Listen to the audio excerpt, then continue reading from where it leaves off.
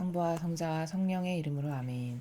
하늘을 우러러 사랑할 하느님 아버지 뜻 안에서 스승이신 예수님과 도움이신 성령님과 사랑할 성모님과 성료새 아버지와 성미카엘 대천사와 하늘의 모든 거룩한 천사들과 성인들의 전구를 청하며 기도드립니다. 아버지, 이제 새해의 두 번째 날을 맞이하고 있습니다.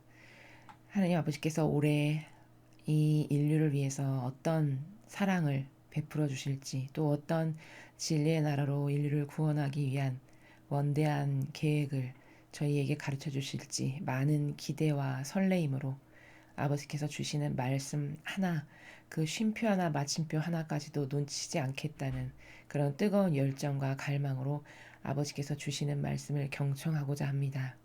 깨닫게 하여 주시고 눈과 귀를 열어주셔서 아버지의 죽어가는 세상의 수많은 자녀들이 진리의 빛으로 그 사고방식과 정신과 마음 안에 살아가는 모든 마귀를 다 물리쳐 이겨주심으로 이제 아버지 뜻이 다스리시는 그 새로운 성화 시대의 문을 어서 빨리 열어주시옵소서. 이 모든 기도 우리 주 그리스도를 통하여 비나이다. 아멘. 성부와 성자와 성령의 이름으로 아멘. 안녕하십니까. 하느님의 뜻 선교의 윤피아 수녀입니다. 오늘 새해 두 번째 날을 맞이하고 있습니다. 아버지께서 우리에게 어떤 진리의 말씀을 들려주실지 많은 기대와 설레임과 또 과거의 그 인성에 갇혀 있는 나하고는 새로운 원래 본연의 창조된 목적에 걸맞는 나를 찾겠다는 그런 강한 의지를 가지고 오늘 말씀을 함께 보도록 하겠습니다. 2020년 1월 2일 대중을 위한 메시지입니다. 저 모리는 또다시 하느님 아버지의 성심이라고 알게 된 큰 불꽃을 봅니다. 하느님 아버지께서 말씀하십니다. 자녀들아, 미래에 대한 생각이나 걱정으로 현 순간을 낭비하지 마라. 지금 이 순간에 너희가 나와의 관계를 어떻게 개선할 수 있을지에 대해서만 생각하여라. 이것이 가장 중요한 일이다. 이것이 내가 존재하지 않는 것처럼 살아가는 모든 이들에 대해서 내 부성적 성심에 보속하는 길이다. 나는 세상의 변화가 일어나야만 할 정도로 이 성지에서 너무나도 많은 은총을 베풀고 있다. 나는 처음으로 내 자비의 주길에 여러 가지 축복을 세상에 베풀 것임을 공개적으로 밝힌다. 나는 모든 민족의 아버지로서의 축복과 내 빛의 축복과 내 계시된 축복을 내릴 것이다. 마음속에 확고한 믿음을 품고 성지에 참석하는 이들은 이 축복들을 충만히 받게 될 것이다. 다시 한번 말하지만 그날 성지에 참석하지 못하는 이들은 자신의 천사를 성지로 보내 내 은총의 일부를 받아오게 할 수 있다. 이런 은총이 인류에게 베풀어진 적이 일찍이 없으며 아마도 다시는 없을 것이다. 이는 인생을 바꿀 만한 이런 사건에 대한 인류의 응답에 달려있다. 이 말들을 주의 깊게 새겨라. 너희의 마음이 응답하게 하여라. 주님의 말씀입니다. 하느님 감사합니다.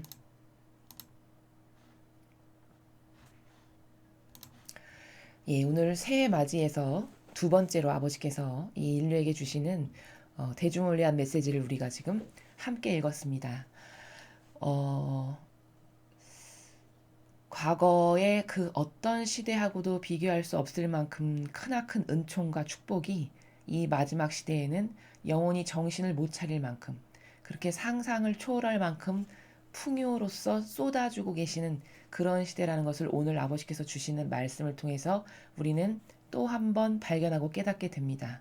이것은 성경의 어떤 원리와 일맥상통하는 거냐면 계시록에 보면 성전에 그 문이 있었고 그리고 그 안에 주춧돌이 있었고 이제 주춧돌 위에 본 건물이 세워질 건데 요한 사도의 말에 의하면 본 건물은 아직 없었다. 보지 못하였다라고 전해주고 있습니다.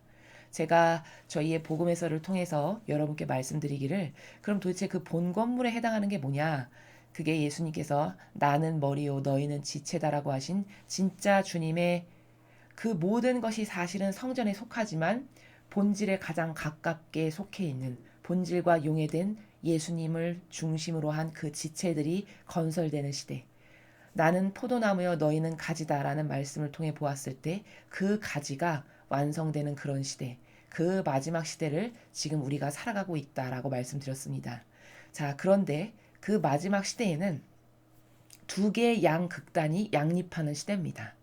자, 제가 저희의 복음 해설에서 말씀을 드릴 때 지금 우리가 살아가고 있는 시대는 그 마지막 성화의 시대다. 즉, 성화의 시대라는 것은 더 여러분께서 이해하시기 쉽도록 말씀을 드리면 이제 하느님의 뜻이 세상을 다스리실 것인데 기존에 하느님의 뜻이 다스리시지 못했던 인간의 사악하고 역겨운 제도와 전통으로 온 인류를 병들게 만들었던 그 인간의 통치의 시대가 저물어 가고 있고 이제 하느님의 뜻이 다스리시는 새로운 성화의 시대가 이렇게 도래하고 있는 교차점에 우리가 그 마지막 시대의 아주 정점에 위치하고 있다라고 말씀을 드렸습니다. 그렇기 때문에 이 새 시대와 저물어가는 구시대의 교차점에 우리가 지금 살아가고 있기 때문에 이 시대는 당연히 어떤 것이 양립할 수밖에 없는 것이냐. 엄청 악도 심하게 기승하고 동시에 엄청나게 사람이 상상할 수 없고 감당할 수도 없을 만큼의 은총이 동시에 쏟아 부어지고 있는 이런 시대다. 그러니까 이 시대는 정말 다른 시대하고 다르게 정신을 똑바로 차리고 영원히 올바른 하느님의 뜻이 주시는 이런 선, 분별의 영, 그리고 본연의 나를 찾을 수 있는 이런 진리의 여러 가지 관점과 원리의 나라, 이런 것을 확고부동하게 자신의 것으로 만들지 못한다. 이건 정말 그 어느 시대하고도 비교할 수 없는 불행한 일이다라는 것입니다. 은총이 없었으면 몰라도 풍요하게 바다처럼 떠다니는 그 은총의 시대에 내 의지가 잘못돼서 혹은 내 경향과 기호라는 그 보이지 않는 감옥에 갇혀서 내가 아버지께서 거저 주시는 그 사랑과 그 풍요와 축복과 은총의 나라를 잡지 못했다면 이것보다 더 아쉽고 이것보다 더 원통할 일은 아무리 찾아도 그 어떤 것도 이것을 대신할 것은 없을 만큼 원통한 거다라는 것을 또 한 번 강조해서 말씀을 드립니다.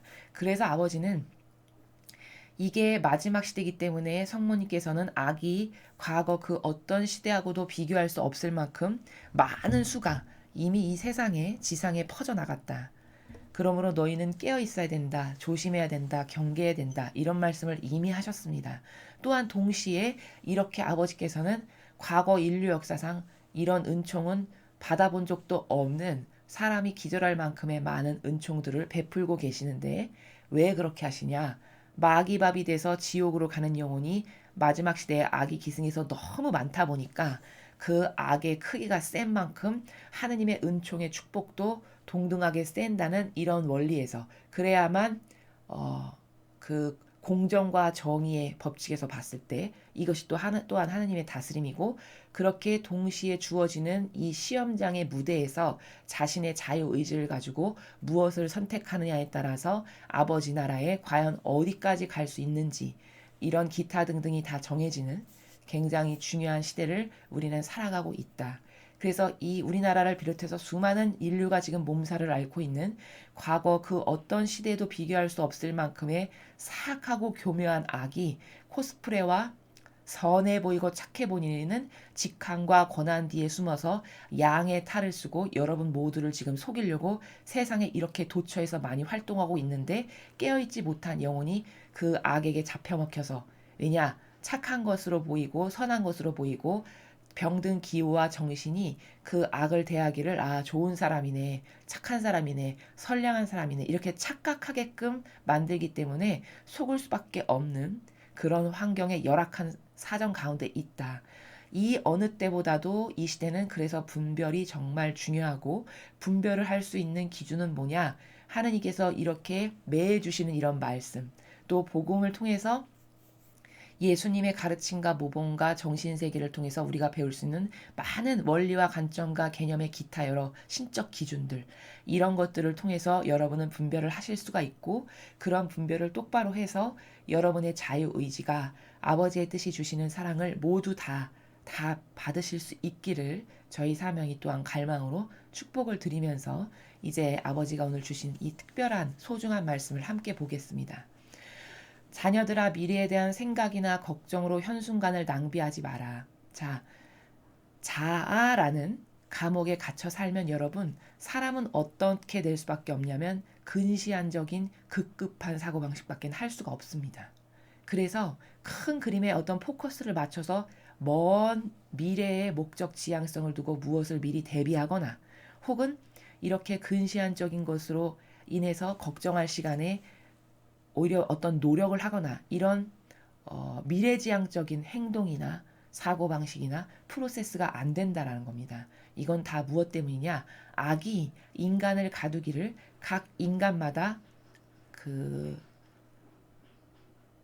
부족한 결핍의 부분이라고 우리가 소위 일컫는 그런 것들이 다 하나씩 요소로 작용하고 있거든요.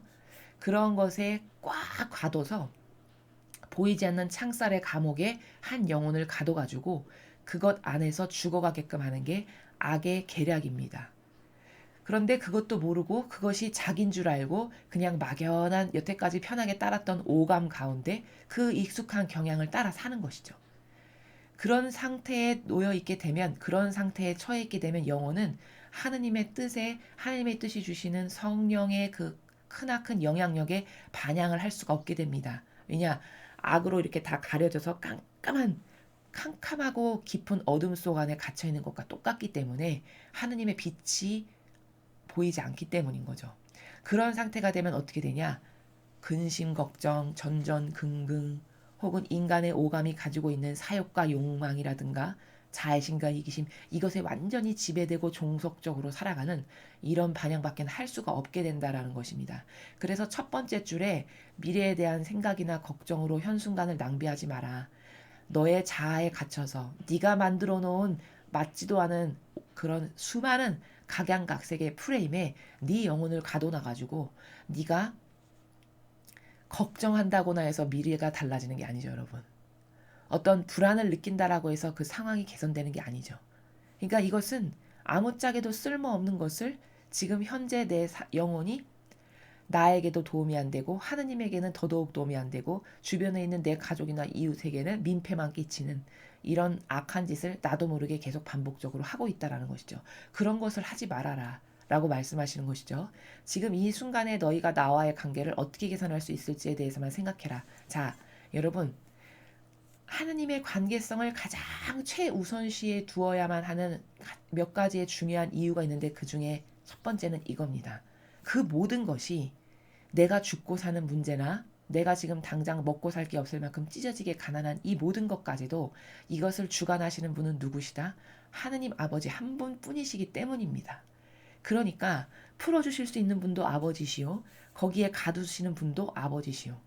뭔가 문제가 있어서 의지를 가지고 아버지가 가두실 수도 있고 혹은 내가 마귀에게 속아서 내 영혼이 스스로 거기로 들어가서 그 어둡고 갑갑한 프레임 안에서 갇혀서 죽을 수도 있고 이런 여러 가지 다양한 이유들이 있는 것이죠.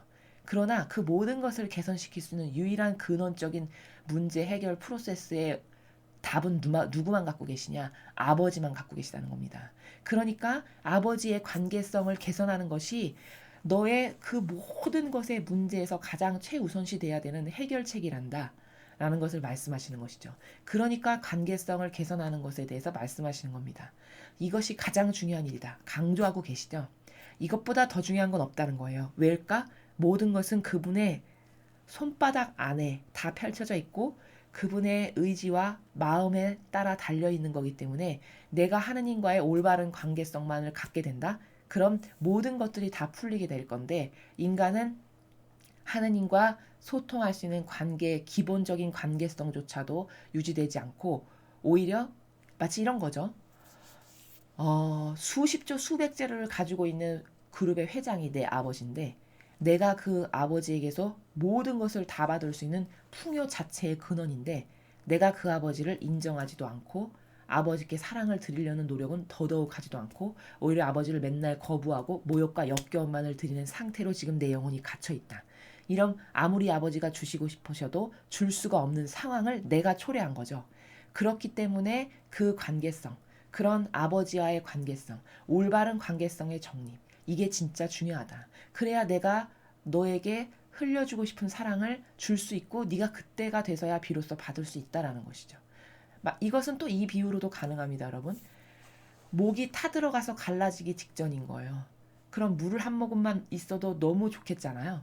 근데 물이 떨어질 곳을 정확히 알고 가서 입을 벌려야 되는데 이 인간의 사고방식이라는 것이 얼마나 무식하고 정말 효용과 가치가 하나도 없는 거냐면, 물 떨어질 곳이 여긴데 여기 가서 입 벌리고 있는, 마치 이런 형상과도 같은 이런 사고방식과 이런 나라에서 거의 대부분의 인류가 살아가고 있는 것이죠. 그러니까 아버지께서 관계성에 대해서 말씀하시고 이게 제일 중요하단다 강조하시는 겁니다. 이것이 내가 존재하지 않는 것처럼 살아가는 모든 이들에 대해서 내 부성적 성심에 보속하는 길이다. 자, 여러분, 아버지가 왜 주실 수 없는지 지금 이유를 직접적으로 말씀하셨어요. 주시기 싫어서가 아니라 인간이 도망가는 거죠. 더 정확하게 말하면. 아무리 하느님, 아무리 내 아버지가 그토록 부유하고 풍요한 사람이지만 내가 그 아버지와 하나 되고 그 아버지를 인정해드리고 사랑을 드릴 때만이 모든 것을 받을 수 있듯이 하느님의 존재 가치에 대해서 아예 인정을 안 하는 세상이 된 거죠. 그러니까 이게 존재하지 않는 것처럼 살아간다고 말씀하셨잖아요. 이러니까 주실 수가 없고 해결해 주실 수가 없는 거예요. 그런데 어떤 영혼 하나가 이렇게 올바른 반향을 하고 온 인류가 드리지 않는 사랑을 아버지께 홀로 굳굳이 드리고 한결같고 충직하고 그 아버지께서 마땅히 받으셔야 할 권리를 다 챙겨드리는 이런 아들이 하나 있다라고 생각해 보십시오. 어떻게 그 아들이 예쁘지 않을 수가 있겠습니까? 어떻게 그 아들에게 하느님의 뜻이 주실 수 있는 수많은 풍성한 다양한 나라의 그 모든 속성들을 어떻게 주시지 않을 수가 있겠습니까? 이것을 누가 했죠? 이것을 예수 그리스도께서 하신 겁니다. 모범으로. 온 인류에 아무도 하느님의 권리를 인정해 드리거나 그분께서 받으시는 모욕을 배상과 보속한 사람이 아무도 없었는데 예수 그리스도 유일한 그분만이 첫 번째 천지 창조 때 태어난 영혼부터 마지막 시대에 태어날 마지막 영혼에 이르기까지 그들이 지을 모든 죄악을 홀로 배상과 보속을 다 하셨어요. 물론 성모님과 함께 용해된 정신에서. 그리고 수많은 받으셔야 될 아버지께서 마땅히 받으셔야 되는데 받지 못하고 계시는 그 모든 것들도 다 완벽하게 배상과 보속을 들이셨죠. 그러니까 아버지가 주시는 사랑과 풍요의 그 모든 것들을 누구만 받을 자격이 있냐? 예수 그리스도만 받을 자격이 있으시죠. 그래서 성경에서 그 나라를 설명하시기를 나는 하늘과 땅의 모든 권한을 다 받았다가 바로 그 말씀입니다. 받기 합당하신 분은 유일무이하게 예수 그리스도 한 분뿐이신 거예요. 왜냐? 진리는 공짜가 없고 반드시 희생과 고통을 통해서 다 되갚지 않으면 안 되는 세상이기 때문에 왜냐? 거기는 참된 진실과 사실밖에 없는 세상이기 때문에 눈가리가 아웅으론 절대로 아무것도 되지가 않는 세상이죠. 그렇기 때문에 그 모든 것을 완벽하게 다 하신 예수님만이 그 모든 권한과 영예와 영광을 받기에 합당하신 걸로 천상의 모든 이들이 인정하고 아버지께서 인정하셔서 부어주셨기 때문에 나는 하늘과 땅의 모든 권세를 다 받았다라고 말씀하시는 겁니다. 그러니까 여러분, 이 지상에서 여러분께서 이런 예수님의 정신세계에 담기를 갈망해서 용해된 자로서 여러분이 일상생활 안에서 매일같이 겪으실 수밖에 없는 고통과 희생의 무게를 배상과 보속을 이렇게 다 한다. 그럼 여러분도 예수님께서 받으신 것과 같은 은총을 아버지가 주시기에 합당해지는 것이고 여러분의 갈망의 크기만큼 여러분이 배상과 보속을 한 순도의 크기와 높이와 넓이와 깊이만큼 그것에 합당한 것을 아버지께서 주실 수가 있게 되시는 겁니다. 원리가 이런 겁니다. 나는 세상의 변화가 일어나야만 할 정도로 이 성지에서 너무나도 많은 은총을 베풀고 있다. 지금 너무나도 많다라고 하셨어요. 제가 그래서 서두에 말씀을 드렸죠. 이 시대에 주시는 은총은 과거와 미래를 통틀어 거의 유례를 찾아보기 없을 만큼 큰 은총을 지금 붓고 계시는 거다.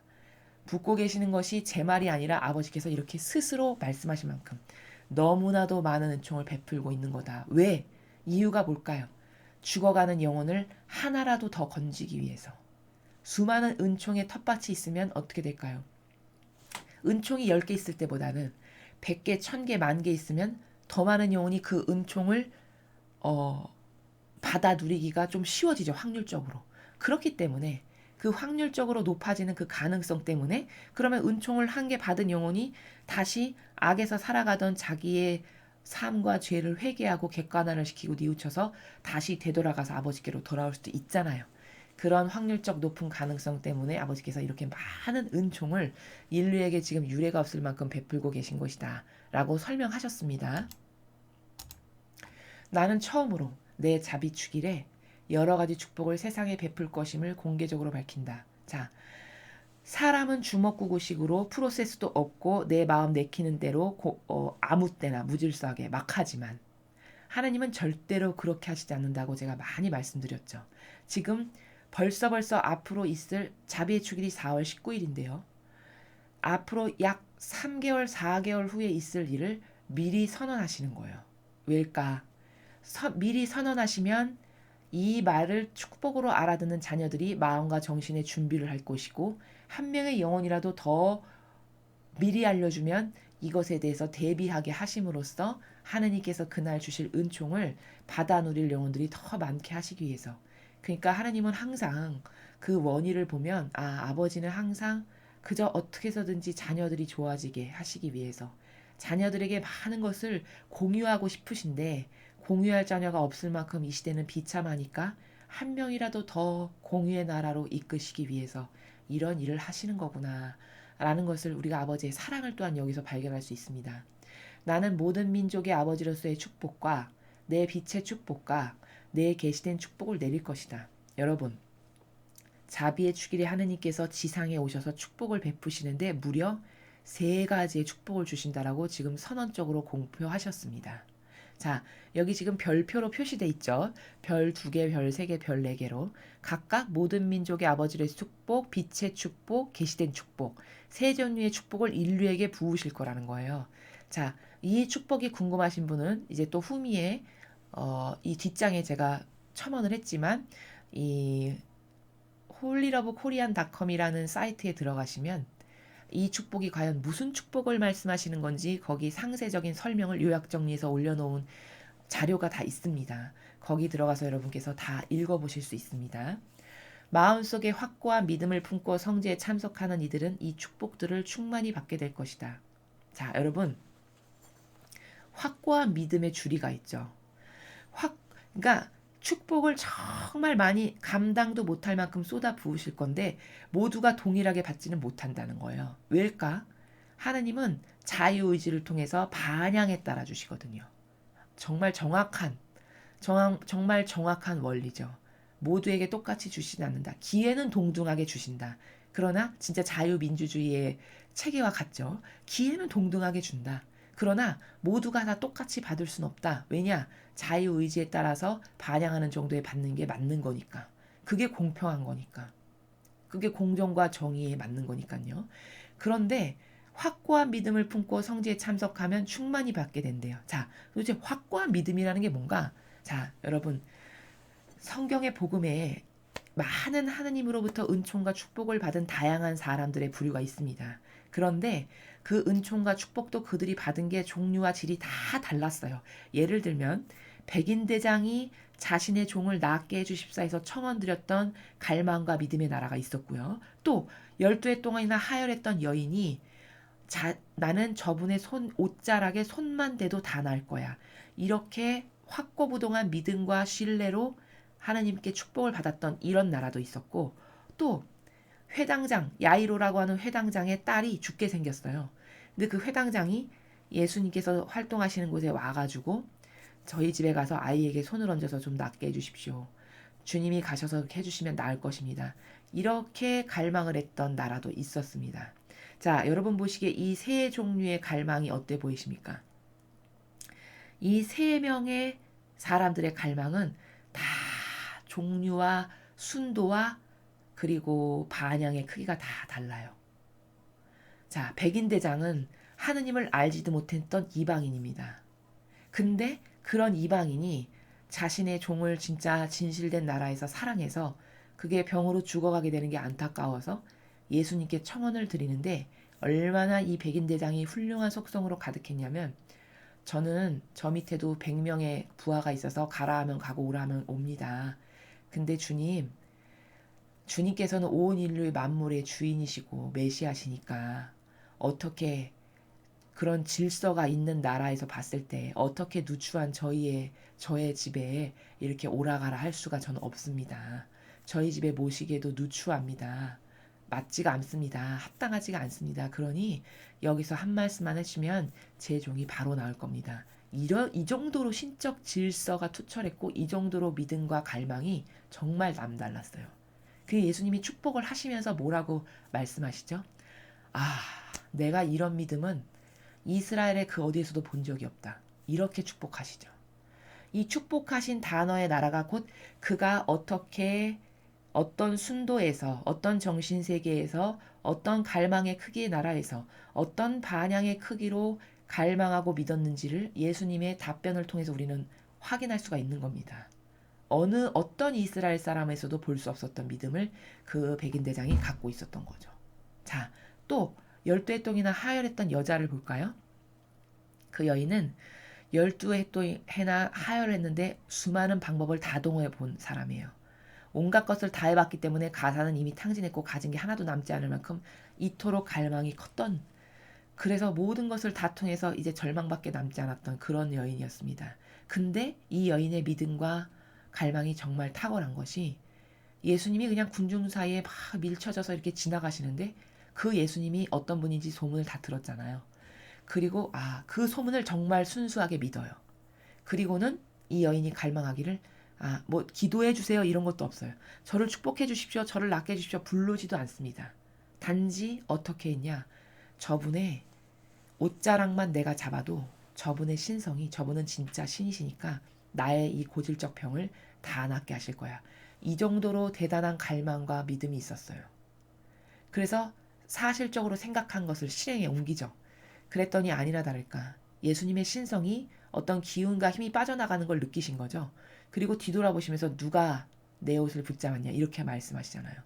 벌벌벌벌 떨면서 이 여인이 내가 이런 걸 하면 안 되는데 했나 보다라면서 머리 조아리면서 나옵니다. 그랬더니 예수님이 뭐라고 화답을 해주셨죠? 딸아, 네 믿음이 너를 구원하였다. 자, 딸아라고 불렀어요. 여러분, 딸이라는 호칭은 남에게 안 쓰죠. 내 자녀, 내 자식이란 뜻이에요. 그 여인의 그토록 간절하고 절박했던 믿음과 확신과 신뢰와 갈망의 크기가 딸아라는 받아들임을, 그런 축복을 받기에 합당했다라는 거죠. 너의 믿음이 너를 구원하였다. 네가 그토록 열절하게 뜨겁게 믿고 신뢰하는 가운데 네가 갈망했으니 너는 구원됐다. 너는 병만 나은 게 아니라 본질의 나라에서 봤을 때 네 영혼도 구원되기에 합당하다. 이 정도로 대단한 축복을 받은 겁니다. 하혈하는 여인이.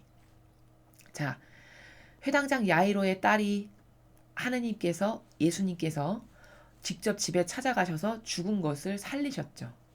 자, 근데 그 회당장 야이로의 그 갈망과 믿음의 크기는 물론 갈망과 믿음을 하나도 안 하는 사람에 비하면 훨씬 훌륭하지만 백인 대장과 하야라는 여인에 비하면 그의 반향을 보면 뭐 직접 가셔서 손을 얹어서 이렇게 해달라는 이런 차이점이 보이시죠, 여러분?